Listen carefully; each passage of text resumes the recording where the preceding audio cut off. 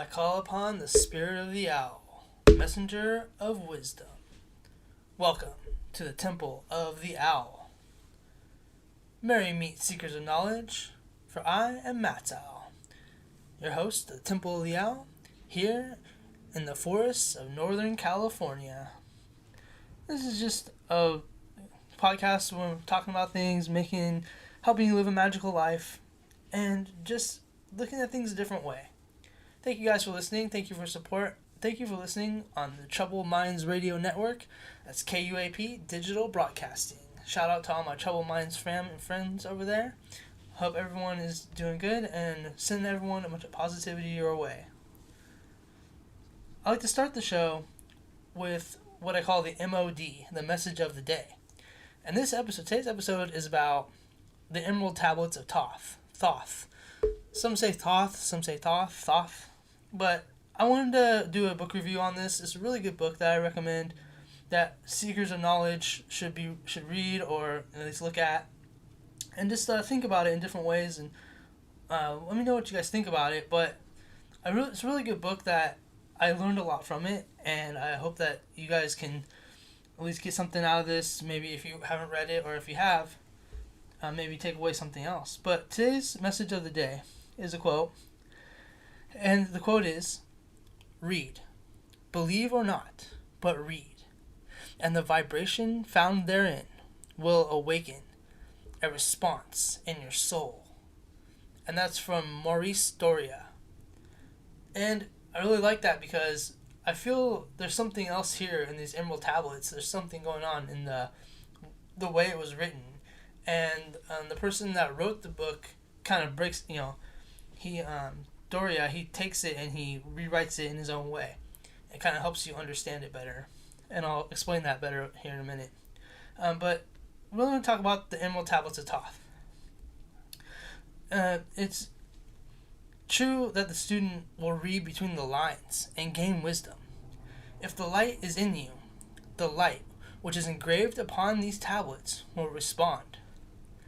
The Emerald Tablets of Thoth are attributed to Thoth, the ancient Egyptian god of wisdom, writing, and magic, later merged with the Greek figure Hermes Trismegistus in the Hellenistic period.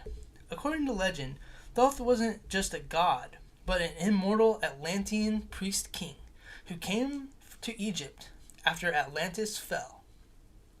He supposedly ruled for thousands of years, building the Great Pyramid and preserving the secrets of magic, alchemy, and spiritual ascension.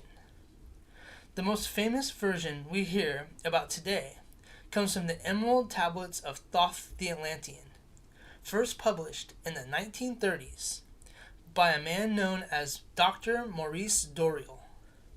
He claimed to have found the tablets hidden under the Great Pyramid and translated them from ancient Atlantean language. Now, what they contain. The tablets aren't rules like a holy book. They're poetic, cryptic, and they have teachings on the alchemy of the soul, transmuting lower energies into higher spiritual states. Immortality, hints on how to transcend death and enter the halls of Amenti. The law of one, the idea that all life and matter are connected through the same source. Dimensional travel, descriptions of other realms and the beings who dwell there. And the great work, becoming a son of light by mastering self-control, wisdom, and vibration. The Emerald Tablets also talk about something that we talk about in witchcraft is as above, so below. Now, separate from the Emerald Tablets of Thoth, there is a singular Emerald Tablet of Hermetic lore, a short alchemical text that contains the phrase, as above, so below, as within, so without.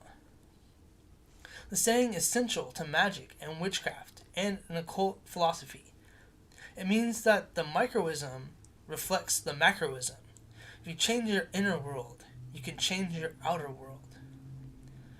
For witches and modern pagans, the tablets can read as a magical map. The Hall of Amenti can be seen as the underworld, a place of initiation. Raising vibrations is akin to energy work, trance, and ritual. The mystery or mastery over fear and darkness is talking about shadow work. And immortality, it can be understood symbolically as becoming one with the eternal cycle of nature.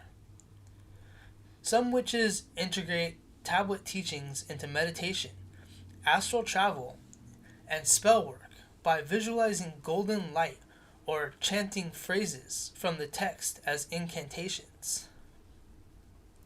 Now, historians largely view Doril version as a 20th century mythical invention inspired by Hermetic and theatrical and Egyptian themes, not an actual ancient artifact. But in magical practice, truth is often measured by spiritual resonance, not historical proof. The key takeaways from the practice are, if you want to work magically with the Emerald Tablets, read them out loud. They are meant to be vibrationally expressed. Meditate on the symbolism, see what visions arise, and work with gold, green, and deep blue colors linked to Thoth and wisdom. Incorporate lunar magic. Thoth was associated with the moon. Keep a tablet journal. Record insights, dreams, and synchronicities. Let's get into the story. And we call it The Whispers of Atlantis. It's a review of the book The Emerald Tablets of Thoth. Deep in the forgotten halls of Atlantis, into cosmic law, ancient secrets, and the hidden wisdom of the God who writes. Yes, we're talking about the Emerald Tablets of Thoth, the Atlantean.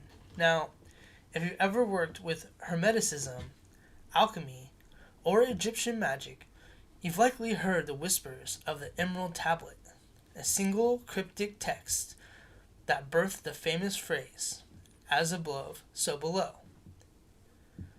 This isn't the Hermetic fragment. This is channeled work, allegedly written by Thoth himself, and brought forth in modern times by a figure known as Dr. Doril, the founder of the Brotherhood of the White Temple in the 1930s.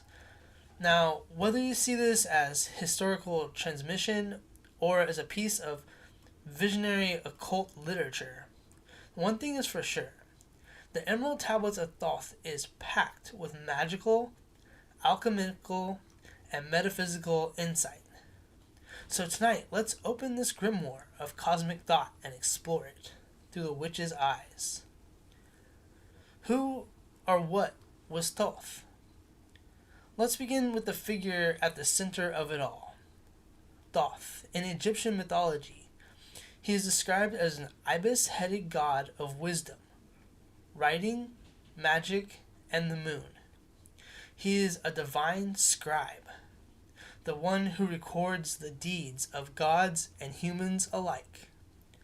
But in the Emerald Tablets, Thoth takes a much more mystical Atlantean form. He's not just a god. He's an immortal teacher from the ancient advanced civilization, Atlantis. He claims to have lived for tens of thousands of years, traversed realms, and brought spiritual knowledge to Egypt after Atlantis fell beneath the waves. For witches, Thoth is fascinating. He embodies the liminal space between the divine and the human, the known and the unknown, the magical and the scientific. He's a psychopomp, a keeper of occult knowledge, the bridge between worlds. In my own practice, Thoth represents not just study, but initiation. When he appears in meditation, he brings a mirror, a staff, and a choice. And in these tablets, he offers nothing less than the path to spiritual immortality. Well, what is in the tablets? There are 15 tablets in total, each one dense with allegory, cosmic laws, and spiritual teachings. Some of the key themes include reincarnation and soul travel. Thoth teaches us that the soul is eternal, moving from life to life, evolving toward divine union. And Atlantis had ancient technology. He speaks of crystal-powered temples, deathless priests, and dimensional gateways. For many, this invokes not just mythology, but our knowledge in the pre-flood civilization. It also talks about the law of one. Unity is a constant refrain, and that all things arise from the one source, and we must return to it through balance, wisdom, and will. It also talks about dark forces and inner shadows. Thoth warns about the brothers of the shadow, energies that seek to pull the soul into lower realms. Sound familiar? Yeah, we're talking about shadow work, inner alchemy, psychic defense. It's all here. The keys of the wisdom. Each tablet ends with direct teachings, like how to speak light into existence, how to awaken your inner flame, and how to become a son or daughter of the light. And why it matters to modern witches. What does it mean for us? Well, today, in a world that feels increasingly chaotic, for witches and mystics and energy workers, the Emerald Tablets are like a spiritual spellbook wrapped in a metaphor. They speak in riddles, symbols, and rhythm. Not everything in the book is literal, and not everything should be. But if you read between the lines, you'll find a map for energetic transformation, a call to spiritual discipline, and a reminder that we are more than flesh and bone. We are stars in motion. There's emphasis on sound, vibration, and frequency, concepts deeply aligned with modern magical practices. Thoth tells us that the spoken word, especially when aligned with cosmic law, can create reality, that the soul is a tuning fork for divine power. This feels deeply resonant with what many witches already know. Words are spells. Names have power. Voice is magic. Now here's where I pause, because this is where I have a little discernment. The Emerald Tablets are channeled work. They come from a 20th century occultist during a time when Atlantis' oppression, theosophy, and esoteric societies were on the rise. But while the tablets are powerful, they are also steeped in certain lens, sometimes patriarchal and even hierarchical. So read with your intention or your intuition. Filter it out through your own genosis. Take whatever empowers you and leave what doesn't resonate. For me, the Emerald Tablets aren't literal history. They're a spiritual mythos. They're a magical text that speaks to the soul through symbols, kind of like a tarot deck or a sacred dream. If you want to work with the Emerald Tablets, here are some witchy ways. You can create an altar for Thoth. Include an ibis feather, a candle for wisdom, a journal, and moon water, or a picture of him.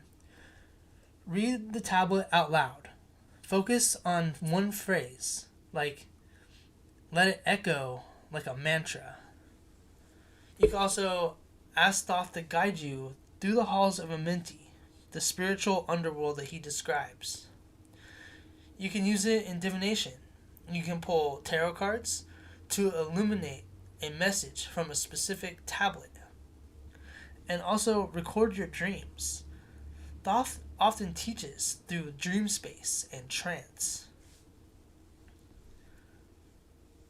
The Emerald Tablets of Thoth are an ancient document, or are they from lost Atlantis, or something else, like reflecting humanity's longing for the truth, wisdom, and eternal light. Either way, it offers something rare, a magical text that invites us not just to read, but to remember. To remember that we are energy, we are consciousness, we are what sparks of the divine, walking through time, seeking the one light.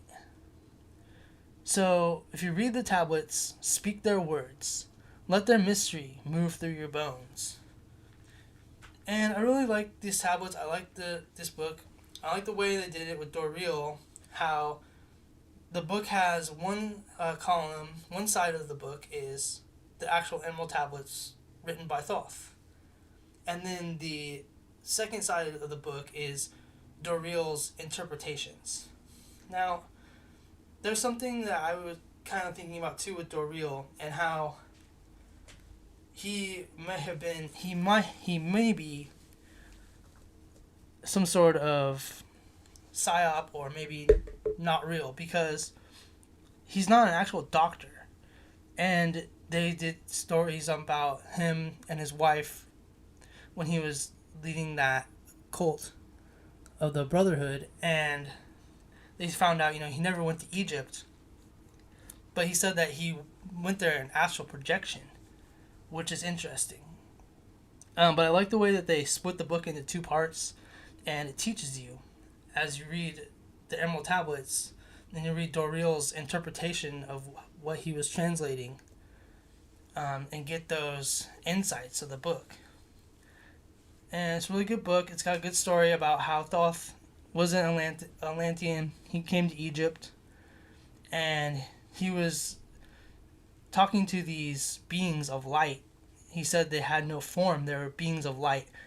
And they took him down to the halls of Amenti, which is under the pyramids, but it's more of a realm like the underworld.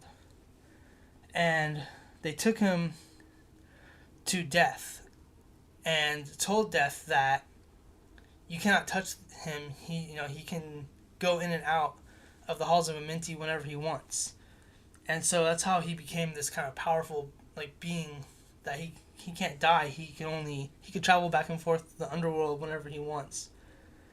And at the end of it all, I feel the one thing that they never really explained it was that they kind of left it open of what happened to the Emerald Tablets. Because we have some of them in museums, like in Cairo, I believe. And, they don't have all of the tablets. So I'm left to believe with the, at the end they kind of left it open for what ifs and, what happened to them. Because Thoth walked around with them and he brought them to people. He was teaching these information to people around the world. And so my questions are, did they get lost in the Great Alexandrian Library? Do they have them and they're not going to tell anybody, they're hiding them? Or did they not know what they were and they just left them there, and maybe they're buried under something?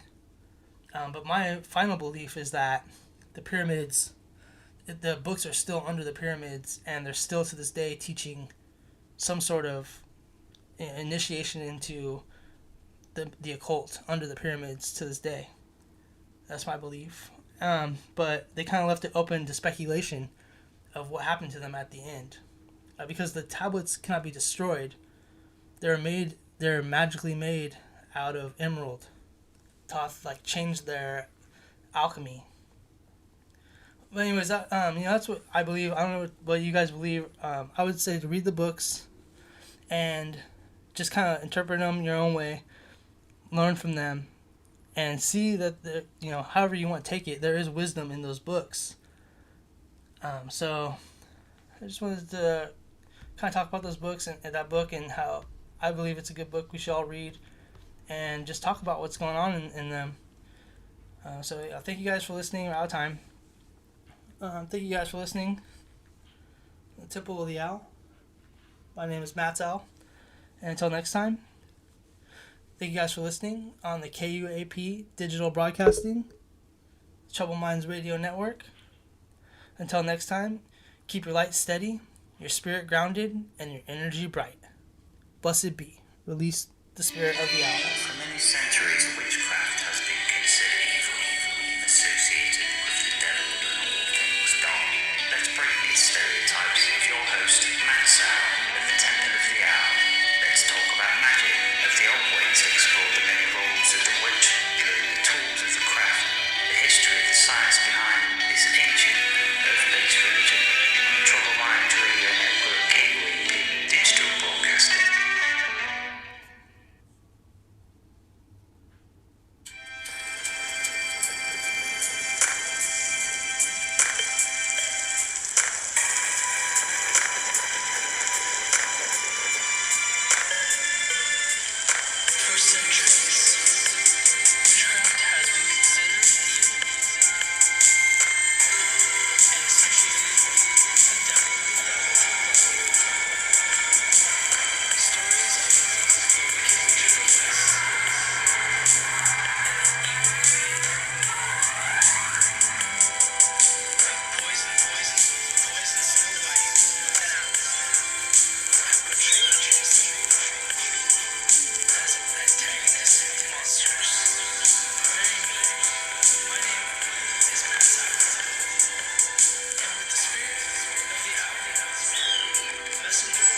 Wisdom.